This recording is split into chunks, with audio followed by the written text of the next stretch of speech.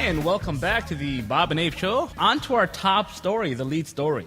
What do we got this week, Abe? It happens to be a foreign issue, which seems to be our strong suit. A little problem over in Tehran, in Iran. You heard about this? Yes, the elections, of course, still contested, at least by the people. Not so much by those in charge. That is true, yeah. The people in charge were satisfied with the landslide, as they call it. But the people, the sore losers, as I like to say, were not satisfied at all. But anyways, let's break down exactly what happened. There was a vote. Well, we have Ahmadinejad, who is the incumbent, going up against this Mir Hussein Mousavi.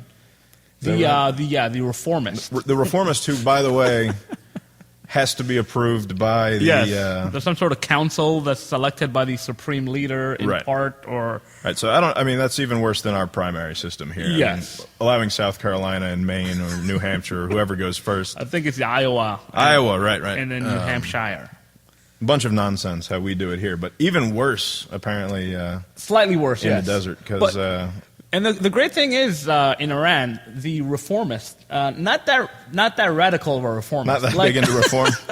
What's his big... is he going to let women walk around? Yeah, I think women, they have a little more freedom, you know. Yeah. They don't have to wear the burqas as often, maybe, 3 times a week as opposed to the full week. So slightly fewer stonings under a reform party. Yes, but, it takes baby steps. You cannot... I mean, the revolutions can be that grand. Right. It's got to be minimal. But anyways, he was somewhat of a reformist. He did recognize Israel, which is a step in the right direction as opposed to... Right, just the fact that it is there. Yes. Is right. Yes, and the fact that there was a Holocaust. Right. Which Ahmadinejad, of course, does not believe in whatsoever. He does, right? Doesn't think it happened. Jury's still out when it comes to that. Right.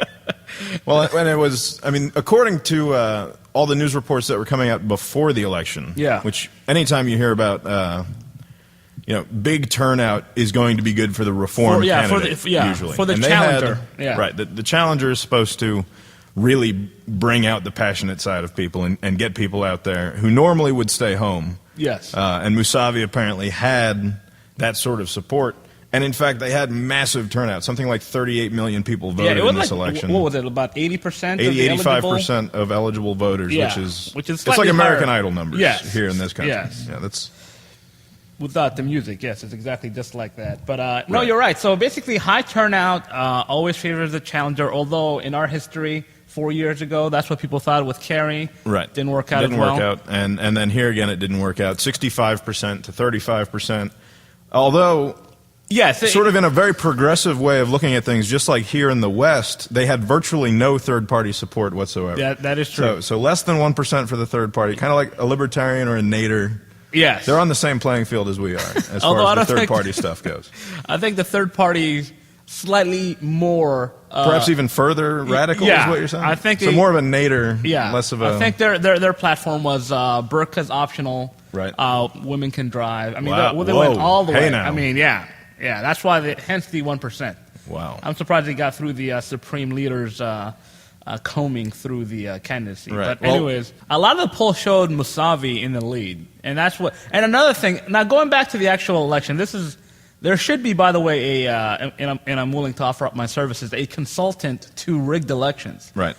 And one of the the theories is if you're going to rig an election, make it reasonable. Right. This is a paper. It's not electronic, so they don't have to worry about any. Well, that was the other thing is they had all 38 million votes counted the same night. Yeah, within 3 hours Right. of the polls closing, they pretty much said it's a landslide for Ahmadinejad. Right. They could have waited a day. They've eliminated all non-state-run media. Yeah. Journalists are being kept in and hotel that's another rooms. Thing, yeah. They're not granting any passes to any foreign medias. They're cracking down on satellite, and that's another thing with the Twitter. Twitter has been used to kind of relay the information because they're cracking down in all the other, avenues. So the way they handled it was wrong, obviously, because they're trying to rig it. But I don't know what Obama or I don't know that there needs to be any actual response. I don't know that there should be some sort of military response. I don't know that obviously not. There even needs to be a serious diplomatic response. What there needs to be is support for the people who want change in their country. Yes. And whether it's just talk or not doesn't matter. The fact is, you need to say it. But if you were to support they hate us anyway. No, I understand, but you're going to have to... You could support Barney for president in that fucking country. You're going to have to deal with him. So you would just...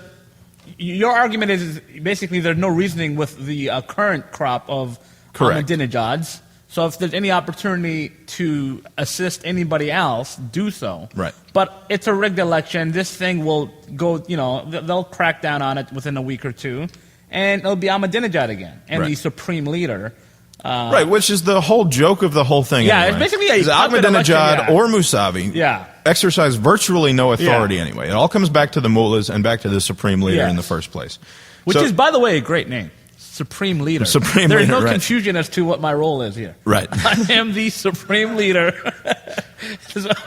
So yeah, I don't understand all this hoopla for, basically a figurehead. They're really, the foreign issues, military, the Supreme Leader controls. So, I mean, what does the president really do? The point, like I was saying before, is probably, especially for these people, it's a symbol of change. And I understand, I mean, if anybody can understand that, it's this stupid country. Yes. And the point is that this guy, whether actual change is going to happen or not, was somebody who was instilling hope in the young people in that country. Yes. And Obama, of all people, should identify with that. But here's the thing, and immediately get behind them. Here's the thing. I think this is better for the movement.